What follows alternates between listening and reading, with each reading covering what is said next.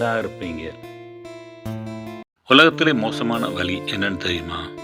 அது மற்றவங்களால புறக்கணிக்கப்படுறதுனால ஏற்படுற வலி.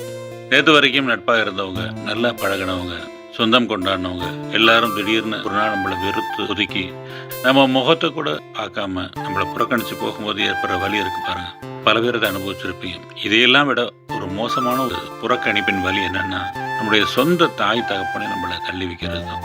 சில குடும்பங்களை நாம் பார்க்குறோம். ஒரு தாய்க்கும் தகப்பனுக்கும் 2-3 பிள்ளைகள் இருந்தாலும் கூட அதில் வசதி வாய்ப்புலையும் பதவியிலையும் உயர்ந்த பிள்ளைகளுக்கு கிடைக்கிற மரியாதையும் அரவணைப்பும் வசதியில் குறைஞ்ச அல்லது பதவியில் குறைஞ்சிருக்கிற பிள்ளைகளுக்கு கிடைக்காது. இதை கேட்டுக்கிட்டு இருக்க பல பேர் இந்த வேதனையை அனுபவிச்சிருப்பீங்க. இப்போ கூட நீங்கள் அனுபவிச்சுக்கிட்டு இருக்கலாம். இது மாதிரியான புறக்கணிப்பின் வலிகளை எல்லாம் உணர்ந்த ஒருத்தர் வேத புத்தகத்தில் சங்கீதம் 27:10 சொல்ற வார்த்தை கேளுங்களேன். என் தகப்பனும் என் தாயும் என்னை கைவிட்டாலும் கர்த்தர் என்னை சேர்த்து கொள்ளுவார். இது நிச்சயமான உண்மை, நிரந்தரமான உண்மை. யார் கைவிட்டாலும் கவலைப்படாதீங்க, யார் புறக்கணிச்சாலும் கவலைப்படாதீங்க. அவருடைய கரங்கள் நம்மை அரவணைப்பதற்காக காத்துக்கிட்டு இருக்குது. அவருடைய அரவணைப்புக்குள்ள அடங்குங்க. உங்களை புறக்கணிச்சவங்க எல்லாம் உங்களை தேடி வருவாங்க. கர்த்தருடைய வார்த்தையை நம்புங்க. நிச்சயமா சொல்றேன், நீங்க நல்லா இருப்பீங்க.